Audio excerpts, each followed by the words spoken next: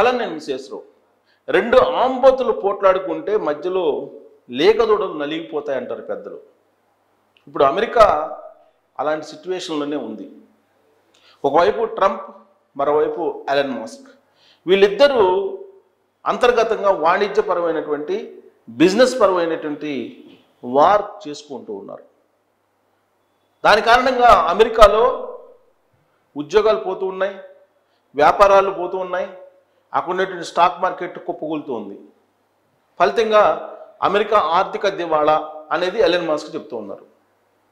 ఇప్పుడు ఏ స్థాయిలో వాళ్ళిద్దరి మధ్య జరుగుతున్నటువంటి అంతర్యుద్ధం వెళ్ళిందంటే ఎలన్ మస్క్ని అసలు అమెరికా నుంచి పంపించేసేయాలి అనేటువంటి స్థాయికి వెళ్ళిపోయింది.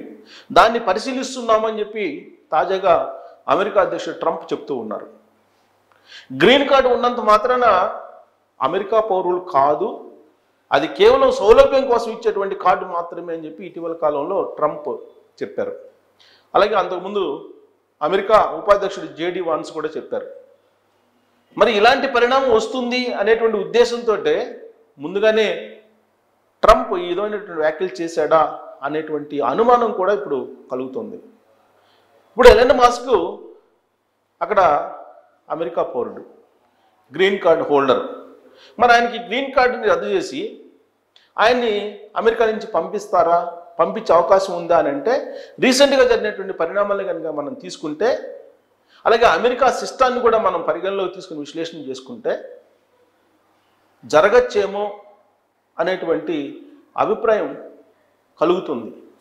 ఎందుకనంటే స్టూడెంట్స్ని, అక్కడ ఉండేటువంటి స్టూడెంట్స్ని వీసాలు రద్దు చేసి పంపించేశారు. గ్రీన్ కార్డ్ హోల్డర్స్ని కొంతమందిని రద్దు చేసి గ్రీన్ కార్డ్స్ని పంపించేశారు. H1B ఉన్నటువంటి వాళ్ళని, వర్క్ వీసాలు ఉన్నటువంటి వాళ్ళని కూడా వీసాలు రద్దు చేసి పంపించేశారు. ఇల్లీగల్ ఇమ్మిగ్రెంట్స్ అనేటువంటి పేరుతోటి కాళ్ళు చేతులు కట్టేసి ప్రత్యేక విమానాల్లో ఆయా దేశాలకి పంపించారు. ఇవన్నీ చూస్తూ ఉంటే అమెరికాకి వ్యతిరేకంగా ఎవరైనా మాట్లాడినా వాళ్ళ అకౌంట్స్లో అమెరికాకు వ్యతిరేకంగా భావజాలం, అభిప్రాయాన్ని వ్యక్తం చేసిన సోషల్ అకౌంట్స్లో వాళ్ళ వీసాలను రద్దు చేస్తూ ఉన్నారు. మరి ఇప్పుడు నేరుగా ట్రంప్కి వ్యతిరేకంగా ఎలన్ మస్క్ యుద్ధం చేస్తూ ఉన్నారు. అసలు ట్రంప్ అంటే, ట్రంప్ ప్రభుత్వాన్ని అంటే అమెరికా ప్రభుత్వం, అమెరికాని, అమెరికా చట్టాలని, అమెరికా భావజాలాన్ని వ్యతిరేకిస్తూ ఉన్నాడు ఎలన్ మస్క్ అనేటువంటి అభిప్రాయం ట్రంప్లో ఉంది. మరి దాన్ని బేస్ చేసుకొని ఎలన్ మస్క్ గ్రీన్ కార్డుని రద్దు చేస్తారా ట్రంప్ అని అంటే అది అంత ఈజీ కాదు. అది తెలుసు ఎలన్ మస్క్ కూడా. అందుకే ఎలన్ మస్క్ ఏం చేస్తున్నారు, ఇప్పుడు ఎప్పుడైతే బిగ్ బ్యూటిఫుల్ బిల్ ఆమోదం పొందుతుందో ఆ మరుక్షణమే కొత్త పార్టీని అనౌన్స్ చేస్తానని చెప్పి ఎలన్ మస్క్ సవాల్ చేశారు. ఇప్పటికే సెనేట్లో బిగ్ బ్యూటిఫుల్ బిల్ ఆమోదం పొందింది, ప్రతినిధుల సభలో ఆమోదం పొందాల్సి ఉంది. అక్కడ కూడా ఆమోదం పొందితే ఆ మరుక్షణమే కొత్త పార్టీ ఆవిష్కరణ అవుతుందని చెప్పి ఎలన్ మస్క్ చెప్పారు. అంతేకాదు, మన సాధారణంగా తెలుగు రాష్ట్రాల్లో ఈ మధ్యకాలంలో పొలిటికల్ పొల్యూషన్ పదాలు కొన్ని విన్నాం.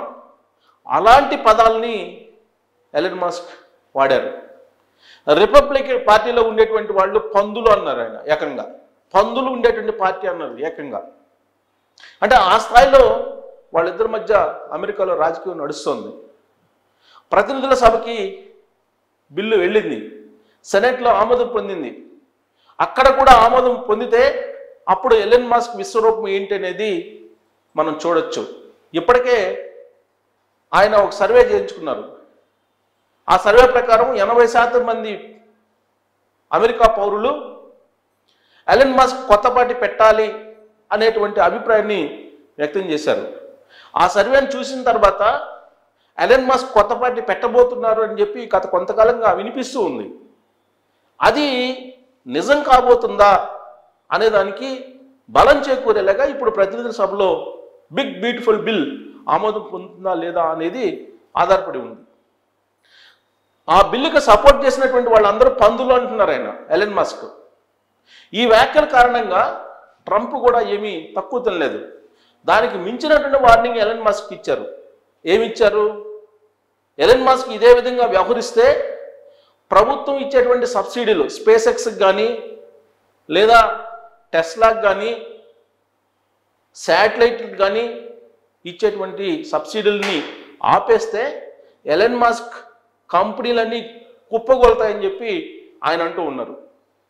దానికి ప్రతిగా ఎలన్ మస్క్ ఏమంటున్నారు, బిగ్ బ్యూటిఫుల్ బిల్ కనుక ఆమోదం పొందితే టోటల్ అమెరికా కొలాప్స్ అంటున్నారు ఎలన్ మస్క్. మీరు సబ్సిడీని రద్దు చేసి చూడండి, రద్దు చెయ్యండి, రద్దు చేసినంత మాత్రాన స్పేస్ ఎక్స్ను మూసేయను, టెస్లాను మూసేయను, శాటిలైట్లను పంపించడం ఆపేయను, మీరు సబ్సిడీలు క్లోజ్ చేసి చూడండి అని చెప్పి ట్రంప్ని రెచ్చగొడుతూ ఉన్నాడు ఎలన్ మస్క్. ఇలాంటి పరిస్థితుల్లో టెస్లా అనుబంధంగా ఉండేటువంటి కంపెనీల షేర్లు అమాంతం పడిపోయాయి. ఒక పక్క ప్రపంచ కుబేరుడు ఎలన్ మస్క్, ఇంకొక పక్క అమెరికా అధ్యక్షుడు ట్రంప్, వీళ్ళిద్దరి మధ్య నడుస్తున్నటువంటి వార్ కారణంగా మధ్యలో ఉండేటువంటి ఇన్వెస్టర్స్ ఎవరైతే ఉన్నారో వాళ్ళు భారీగా నష్టపోయారు. ఇప్పుడు ఎలన్ మస్క్ సంబంధించినటువంటి గ్రూప్లో ఉండేటువంటి ఆయన పెట్టినటువంటి కంపెనీల మొత్తం షేర్లు ఆల్మోస్ట్ 20 to 30% పడిపోయాయని చెప్పి స్టాక్ మార్కెట్ని అబ్జర్వ్ చేస్తే మనకు తెలుస్తుంది. సో ఇంత భారీ నష్టాన్ని ఇన్వెస్టర్లు చవి చూశారు, కొన్ని లక్షల కోట్లు నష్టపోయారు వాళ్ళిద్దరి మధ్య జరుగుతున్నటువంటి ఈ విధమైనటువంటి మాటల యుద్ధం కారణంగా. అయితే ఎలన్ మస్క్ ఏం చెప్తూ ఉన్నారంటే, తనకున్నటువంటి టెక్నాలజీ ప్రకారం కానీ తనకున్నటువంటి బిజినెస్ నాలెడ్జ్ ప్రకారం కానీ బిగ్ బ్యూటిఫుల్ బిల్ ఆమోదం పొంది అది చట్టరూపంలోకి వస్తే అమెరికాలో ఉండేటువంటి కంపెనీలు అన్నీ కొలాప్స్ అవుతాయి.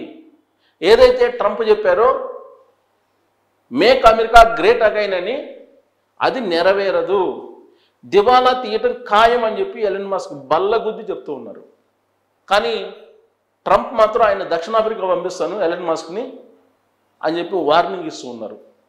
దక్షిణాఫ్రికా మూలాలు ఉన్నటువంటి ఎలన్ మస్క్ ఇప్పుడు దక్షిణాఫ్రికా వెళ్తారా, లేదంటే అమెరికాలోనే ట్రంప్ అంతు చూసే అవకాశం ఉందా అనే దాని మీద ఇప్పుడు పెద్ద ఎత్తున ప్రపంచవ్యాప్తంగా చర్చ జరుగుతుంది, ఒక అమెరికాలోనే కాదు. కారణం ఒకవైపు ప్రపంచ కుబేరుడు, ఇంకొకవైపు అమెరికా అధ్యక్షుడు, వీళ్ళిద్దరూ మధ్య జరుగుతున్నటువంటి ఈ అంతర్ యుద్ధం ఎటు దారితీసే అవకాశం ఉందనే దాని మీద కూడా పెద్ద ఎత్తున చర్చ జరుగుతుంది. వాస్తవంగా ఎలన్ మస్క్ ట్రంప్ ఇద్దరు బిజినెస్ పీపుల్, బిజినెస్ యాంగిల్లోనే ఆలోచిస్తారు. ఇవన్నీ తెలిసి కూడా వాళ్ళు ఈ విధమైనటువంటి యుద్ధానికి దిగారు అని అంటే అసలు డోజ్ని ఏర్పాటు చేయాలి అని చెప్పి అంటున్నారు. ఎలన్ మస్క్ కంపెనీల్లో డోజ్ని పెట్టేయాలి, డోజ్ని పెట్టి మొత్తం ఎంప్లాయీస్ని కూడా తీసిపారేయాలని చెప్పి ట్రంప్ అంటున్నారు. వీళ్ళిద్దరి మధ్య జరుగుతున్నటువంటి ఈ అంతర్యుద్ధం అమెరికాని ప్రపంచాన్ని ఎటువైపు తీసుకెళ్లేటువంటి అవకాశం ఉంది.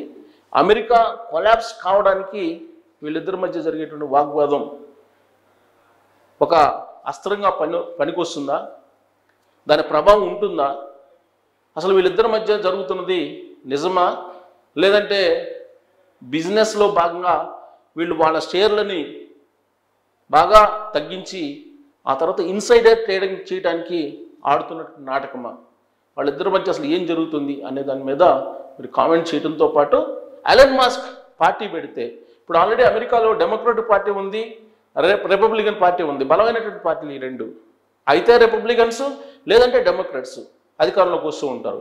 మరి ఈ రెండు బలమైనటువంటి పార్టీలు కాకుండా ఎలన్ మస్క్ కనుక పార్టీ పెడితే ఆ పార్టీని అమెరికా పౌరులు, అమెరికా ఆదరించేటువంటి అవకాశం ఉందా అనేది మీరు ట్రోల్ చేయొచ్చు. Thank you.